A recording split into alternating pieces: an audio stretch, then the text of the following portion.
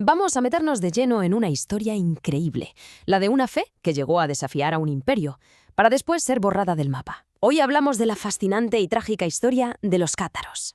Imaginaos en plena Francia medieval de repente aparece una fe que empieza a crecer, a ganar adeptos y que se vuelve una amenaza tan, pero tan grande para el orden establecido que la única solución que encuentran es la guerra. Una guerra para aniquilarla por completo. Pues bien, este grupo se llamaba a sí mismo los puros, que en griego es kataroi, de ahí cátaros. Pero claro, la Iglesia Católica les puso otro nombre, uno que se convertiría en sinónimo de herejía, los albigenses. La verdad es que sus orígenes son un poco un misterio, pero sus creencias, que venían del gnosticismo, esa idea de que te salvas por el conocimiento directo, no por la fe ciega, se extendieron como la pólvora por todo el sur de Francia, que en aquella época era una región súper tolerante y muy próspera. Pero bueno, ¿qué era eso que creían que resultaba tan peligroso? Pues para empezar, su visión del mundo, de la creación misma, chocaba de frente con todo lo que decía Roma. Y aquí está la clave de todo. Su creencia dualista. O sea, para ellos había un Dios bueno que creó lo espiritual, las almas, y luego un Dios malo, un adversario, que creó todo lo físico, lo material, este mundo en el que vivimos. Esta idea, que parece simple, en realidad lo cambiaba absolutamente todo. Y claro, esto significaba que para salvarse no hacía falta ni la fe, ni la iglesia, ni sus sacramentos. Lo que necesitabas era conocimiento directo, personal, la gnosis. Básicamente, se saltaban a toda la jerarquía eclesiástica. La dejaban fuera de la ecuación. Es que fijaos en esta tabla, es que es un choque frontal en todo. Para los cátaros, Jesús era un espíritu, no un hombre de carne y hueso, y la procreación una trampa para encerrar más almas en este mundo corrupto. Vamos, que sus creencias eran un desafío en toda regla a la doctrina católica. Venga, seguimos, porque lo más increíble es que estas ideas tan radicales no se quedaron en un pequeño grupo de gente, ni mucho menos. Crecieron hasta convertirse en el centro religioso, cultural y político del sur de Francia. Es que, para que nos hagamos una idea, los cátaros montaron una sociedad con ideas que hoy nos parecerían súper progresistas, como la igualdad total entre hombres y mujeres en la religión. Pero claro, también eran una amenaza económica directa para Roma. ¿Por qué? Porque se negaban a pagar los diezmos y encima acusaban a la Iglesia de ser corrupta, la llamaban la Iglesia de los lobos.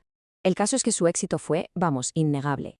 El catarismo se convirtió en la religión principal de la región. Ganaban debates públicos a los obispos católicos. Incluso convertían a sacerdotes. Algo que para la Iglesia de Roma fue una humillación tremenda.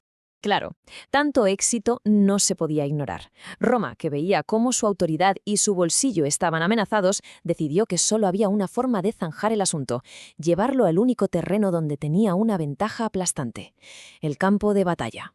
Como se ve aquí, todo se precipita en 1208, con el asesinato de un representante del Papa. Esa fue la excusa perfecta que necesitaba el Papa Inocencio III. Convocó una cruzada, pero ojo, no en Tierra Santa contra un enemigo lejano, sino en el mismísimo corazón de la Europa cristiana. Y si hay una frase que resume la brutalidad de esta cruzada, es esta. Fue la respuesta que dio el comandante papal cuando un soldado le preguntó cómo podían distinguir a los cátaros de los católicos en medio del asalto a la ciudad de Béziers. Tremendo.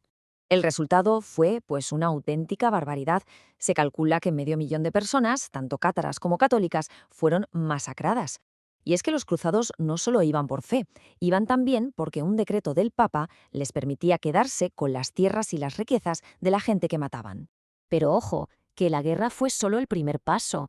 Después de la conquista militar, la Iglesia puso en marcha un plan sistemático, metódico, para asegurarse de que la fe cátara no solo fuera derrotada, sino que nunca, jamás pudiera resurgir. Fijaos en los pasos, porque la Iglesia fue de manual. Primero, la cruzada les quitó el poder militar. Después, la Inquisición papal, que se creó y se perfeccionó precisamente en esta cacería, se pasó los siguientes 75 años persiguiendo y eliminando a los supervivientes. Y para rematar, la región fue anexionada por Francia. Las secuelas de todo esto fueron devastadoras.